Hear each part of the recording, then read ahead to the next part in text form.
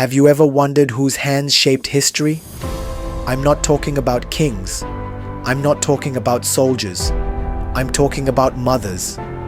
Mothers who said yes when fear said run. Mothers who stitched hope into the future with nothing but their own tears. Today, we're letting them tell their own stories, their autobiographies, in their words, in their hearts. We start with the endings because if you only saw their beginnings, you'd never believe the ending was possible.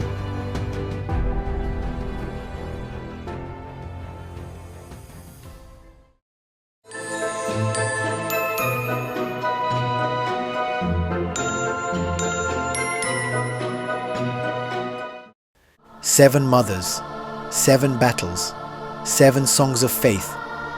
And after we walk through their stories, I'd love to hear from you.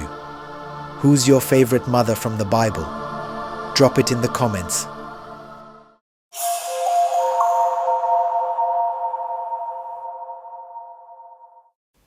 When my boy Cain was born, the ground still smelled like Eden. I thought we could start fresh. But then, Cain killed Abel, and the ground smelled like blood. I could have buried myself in guilt. I could have drowned in shame. But I chose to keep planting. Genesis 4:25 says, God has granted me another child in place of Abel. Seth, new beginning. The garden was gone. The perfect world was a memory. My hands, once made for beauty, now scratched out life from thorns and dust. There were nights I couldn't sleep, the ache of losing Abel too loud for dreams.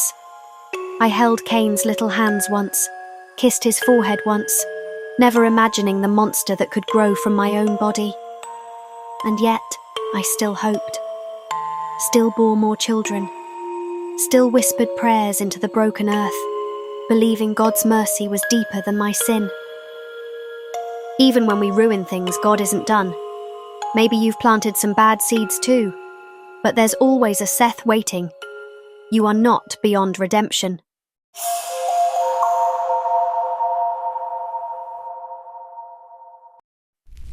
I was 90. My wrinkles had wrinkles. Motherhood.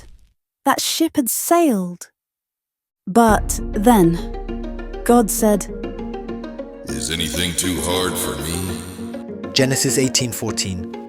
And suddenly, Isaac. My laughter turned from bitter to beautiful.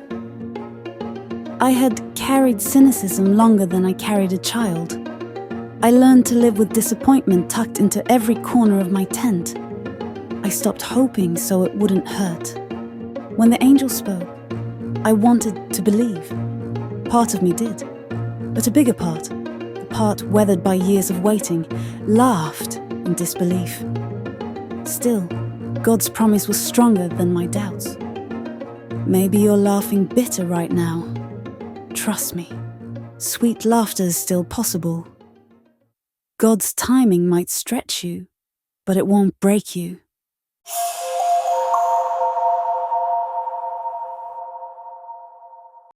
I loved Jacob. I wanted him to have the blessing. But then, I lied. I schemed. I tore my family apart. Genesis 27:13. Let the curse fall on me, my son. I saw God's prophecy.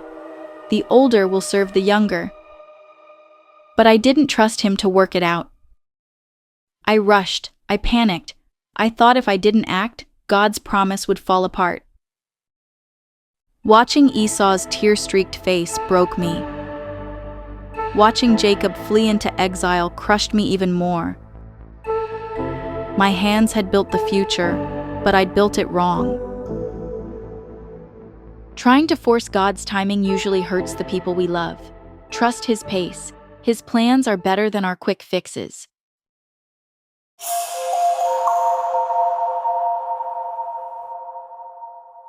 I could have kept him hidden, clung to him, risked it all. But then I realized love sometimes looks like letting go. Exodus 2:3. She placed the child in it and put it among the reeds. Every fiber of my being screamed to run after that basket, but something deeper, something braver held me back. I had to believe the God who gave Moses to me could protect him better than my trembling arms ever could. When Pharaoh's daughter lifted him out of the river, my heart broke and healed all at once.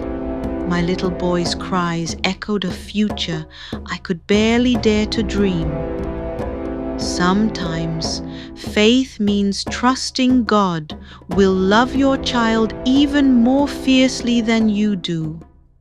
Surrender is not weakness, it's sacred strength.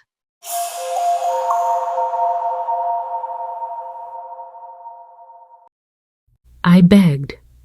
I wept until my voice broke.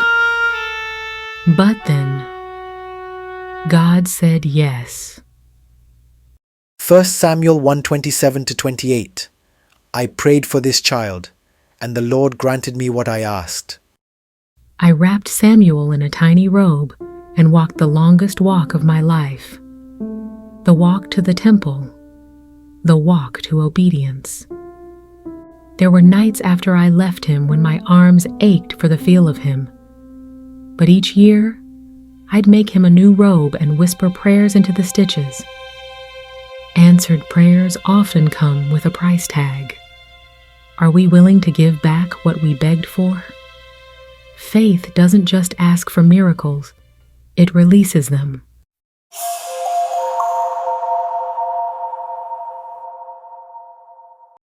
I thought my story was over. I was the woman people pitied. But then God gave me John. Luke 1:13. Do not be afraid, Zechariah. Your prayer has been heard. Your wife Elizabeth will bear you a son. When Mary visited me, the baby leapt in my womb, as if he recognized the Messiah even before his eyes opened. I wasn't just carrying a child. I was carrying a voice crying out in the wilderness, preparing the way of the Lord. You're never too old. It's never too late.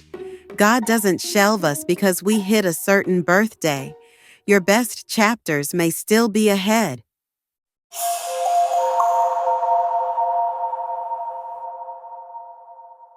I was just a girl, poor, ordinary.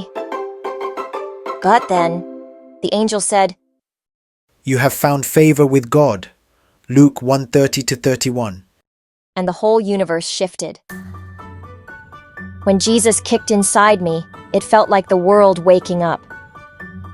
When he cried, the heavens echoed. When he smiled, hope had a face. I tucked every moment into my heart like rare pearls, the shepherd's wonder, the Magi's gifts, the prophecy in the temple.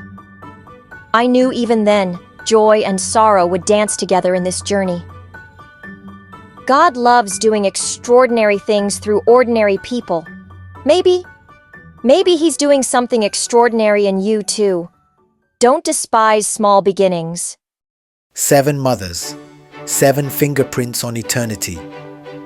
They weren't perfect. They doubted. They wept. They laughed at the wrong time. They schemed. They surrendered. But they kept moving, kept trusting, kept saying yes when it was easier to say no.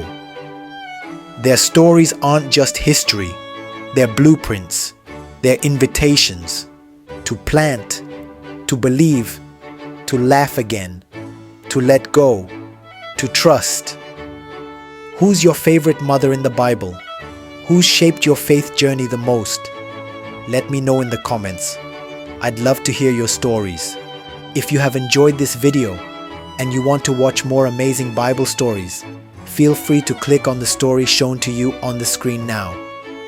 Also, don't forget to like, share, and subscribe to be amongst the first to watch the next Bible story. And once again, stay blessed.